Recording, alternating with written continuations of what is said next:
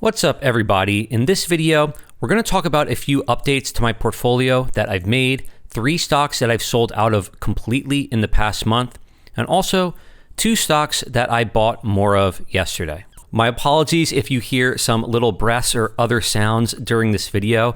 I literally have my 2-week-old daughter swaddled to my chest as I'm recording this. So we'll see how calm she remains as we go through this. As always, if you get value out of the video, subscribe to the channel. If you want to join the Discord or grab my Google Sheets template here where you can analyze your own stocks, consider following me on Patreon. Link to that will be down below.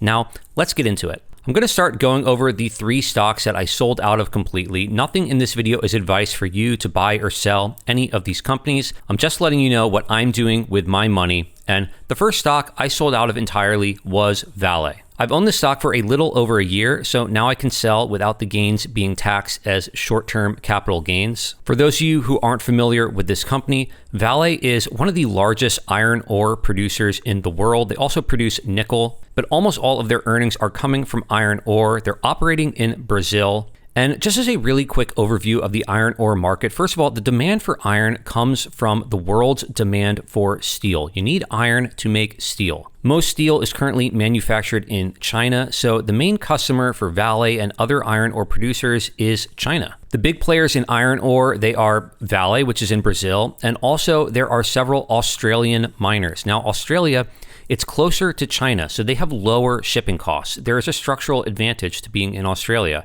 However, Vale has some advantages too. Being in Brazil, in general, their costs to operate a mine are lower than they are in Australia, and also the iron ore in Brazil is higher quality. The concentration of actual iron is slightly above that of Australia. Now, as far as why I sold, because they're a commodity producer, their earnings are very linked to the price of iron, also somewhat of nickel and other things as well, but mostly iron. And when I bought this company, their market cap was about 40 to 50 billion US, and I figured at, low-ish iron ore prices, I was looking at maybe 3 billion around there in free cash flow. So maybe a 7% free cash flow yield, but in a better priced environment for iron ore, I was looking at, maybe closer to 8 billion, maybe even more. If iron ore prices exploded, this thing could easily be making, 10 to 20 billion dollars. So I just thought the risk reward looked very good. I considered it a low risk investment. Vale is a fairly low cost producer of iron ore. The stock price was depressed partly because of several liabilities they had due to mining accidents. I think there's probably less uncertainty about that today. The stock price is up significantly. I think Vale offers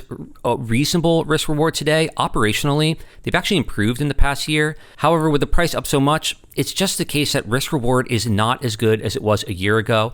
I don't think it's as good as other businesses I'm looking at. So I decided to sell out. Happy to take my gains on this one. The next company I sold out of is Lululemon. This probably isn't a surprise. I made a video on this after their last quarter's earnings. The stock was up quite a lot on that earnings report, even though I saw red flags that I talked about in that video. And I said I was going to be selling options on this position, selling covered calls. I sold January 16th calls with a $200 strike price. And the stock actually closed above $200 on that day, even though it's below $200 now. So my shares were called away from me. Now that the stock price has pulled back, I think risk reward looks reasonable again, but I'm not looking to really re-enter here. I was buying in the 160s. If this goes back down, we'll retake a look at it. When they release their next earnings, I'm sure we'll go over it here on the channel. Third stock I sold out of entirely was a stock I actually never bought. It's California Resources, and this company, I got the shares because I owned Berry Corp, which is a small oil producer in California that was acquired by California Resources in an all-stock deal. So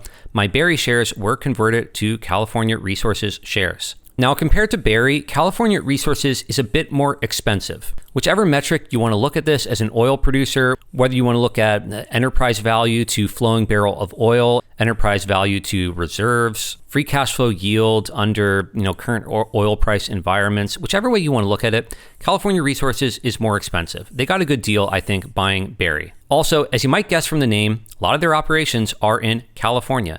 And California contains geopolitical risk. I know that sounds weird to say. A lot of times when we talk about geopolitical risk as it relates to commodities producers, we're looking at some company in South America or, just not a company that's operating in the US. However, California, there's lots of regulations around energy, around especially these upstream oil producers. The permitting environment seems to be getting better there, seems to be improving. And there also are some advantages to California. I mean, they are basically an energy island. California has no pipelines that go towards the rest of the country. You can't easily get energy into California from, say, Texas. Most of the oil, I think about 80% of the oil that California uses, it comes from tankers that just come right up to the coast and drop the oil off. So there is very strong demand for the product that California Resources and Berry is producing. They get good prices. And I felt with Berry, it was so cheap. I was getting well compensated for the risk, especially when I was buying a lot of oil companies in Q2 of last year.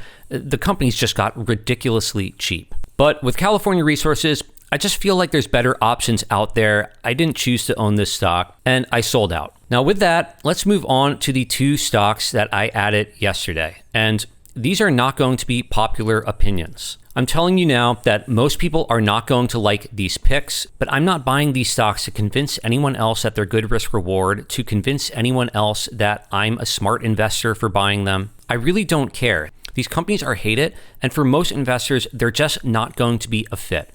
But let's start with Fiserv. Fiserv dipped under $60 a share yesterday. I think this company is dirt cheap. Now, they're reporting earnings next week, and possibly I'll look like a fool because I don't think the numbers they're going to report next week are going to be great. Of course, we're going to analyze that earnings report. We're going to look at it on the channel. But I think if you have the stomach to handle this and you can hold this stock for a few years, the market is more likely than not going to agree that Fiserv is just too cheap at this price. This company is deeply embedded into banks and credit unions throughout the US. Their customer retention is incredibly high. Banks don't just switch their core processor so easily. It's extremely costly to move from Fiserv to, say, Jack Henry or Fidelity. Because I've talked about this company so much and we're going to look at the earnings report, I'm not going to dive into it in any more detail in this video. I'll just tell you my base case for this company is they are a slow grower. 4% growth a year on the top line for 5 years.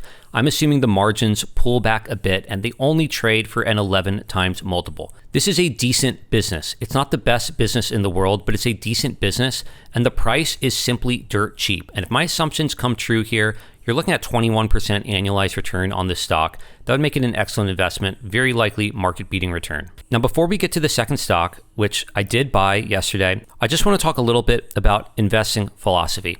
I think there's a lot of people who quote Warren Buffett as saying, it's better to buy an excellent business at a fair price than a fair business at an excellent price. I just wish to point out that Warren Buffett, when he was starting out, certainly did not follow that philosophy in his actions. Warren Buffett was a deep value investor. He was buying a bunch of nets. In fact, Berkshire Hathaway, the company he bought that he uses the name of still today, was a declining cigar butt style business. He really was a shrewd, deep value investor until he had a bunch of capital that he was working with. Charlie Munger came along, and then when you're working with billions and billions in cash, that really limits your investing options. And then he became a more quality investor. There's another quote that people don't repeat as often, but it's from Howard Marks, another incredible investor, even if he's not as well known as Warren Buffett. And he said, investing is not about buying great companies. It's about buying companies well. Price is much more volatile than value. The price of Fiserv stock today is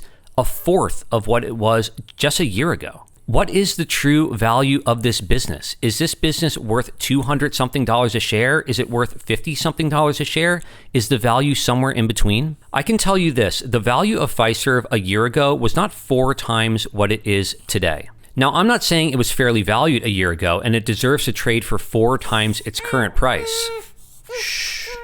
It's all good, little girl. But I think this business is worth significantly more than the current price reflects. I've been very successful over the years buying what other people hate. Buying when there is blood in the street, when other people are panicking, and often I'm early. I have no ability to time the bottom of a stock. The only times I've done so are when I simply got lucky. Over the past year, my best investments have been Kohl's, which I think was just dirt cheap, between $6 to $9 a share where I was buying. Certain energy companies like Baytex, which when I was buying, Baytex was down roughly 75% from its peak. In Q2 of last year, they got so absurdly cheap. There were people who were very bullish on this stock previously who finally said, I've had enough. I'm selling out. I'm done with Baytex. Eric Nuttall, who runs 9 Point Energy, this used to be a large holding. He used to be bullish on this stock. And when even he was like, I'm done, I'm wiping my hands of Baytex, to me, that was one sign of capitulation. And this stock has just been on a great run. Now, I'm not saying the risk reward is amazing today. In a few months after I've held this stock for a year, I might be taking profits when I can do so at more favorable tax rates. Another company I bought into a massive amount of hate was StoneCo. This has to be one of the ugliest looking charts over the past 5 years. It fell off a cliff and then it was down so much that this drop in 2024 of 50%, it almost looks like nothing on this chart because of how low the stock got. But yes, I bought this company. They don't have much of a moat. They're in a very competitive industry, which is payments in Brazil, which is also a geography that has macroeconomic issues. So yes, there's a number of problems, but simply put, I thought this business did not deserve to trade for roughly 5 times earnings, which is essentially where I was buying this at. With all these companies, StoneCo, Kohl's, Baytex, we could throw in Alibaba when it was all the way down to $70 a share. There are real problems. You don't find a company that's dropped off this much where there aren't actual concerns. In each case, we simply have to say, what do I think the risk reward looks like? I understand they're real issues, and sometimes those issues might feel so large that there just simply aren't buyers of these stocks. But sometimes that can lead to extremely depressed prices. That can be an opportunity for us. And now with that setup, I'll tell you what the second company is that I bought yesterday. And I know buying this stock may sound inexplicable to some people, but it was PayPal. PayPal hit $40 a share yesterday. It's even lower right now at $39. It might go even lower still. As I said, I have no ability to predict the bottom here.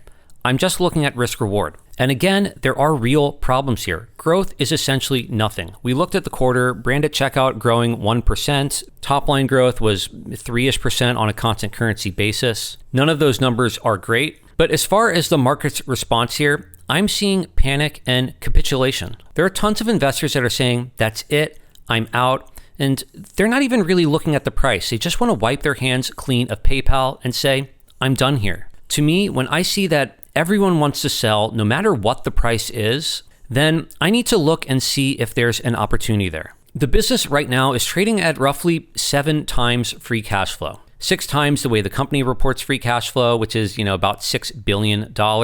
But I always adjust free cash flow for share-based compensation, which is pretty significant. It has been coming down, but still a little bit over $1 billion in share-based compensation. That's a real expense, so I deduct that out. So to me, company has roughly 5-ish billion in free cash flow. Market cap right now, about 36 billion. So roughly 7-ish times free cash flow for PayPal. Let's not forget in all of this that 2025 was the most money PayPal ever made in terms of revenue, the most money they ever made in terms of earnings, free cash flow. Again, I know growth has slowed to almost nothing. There are real issues. CEO getting switched out. They're losing market share. That's likely to continue. I agree with you on all that. The question is, what do you think is actually a fair value for this stock? If I snap my fingers and the stock goes magically $10 a share, would you still want to sell even though you would make back the entire market cap of this business in less than 2 years? Take a step back for a moment. The company is making $5 billion a year in free cash flow.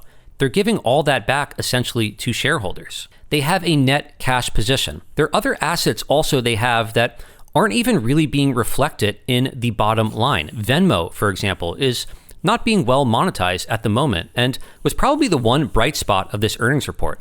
Is that they've hit $2 billion in Venmo revenue faster than they were anticipating. In fact, given Venmo's growth, I wonder what the market would value a company like Venmo at if it was spun out from PayPal as a separate business. Regardless, to me, I look at PayPal at current prices and I think the risk reward is good. You can all tell me how I'm wrong in the comments. That's totally fine. I actually appreciate hearing other opinions. And ultimately, I don't know if I'm going to be right here. We never know with certainty whether our investments are going to turn out.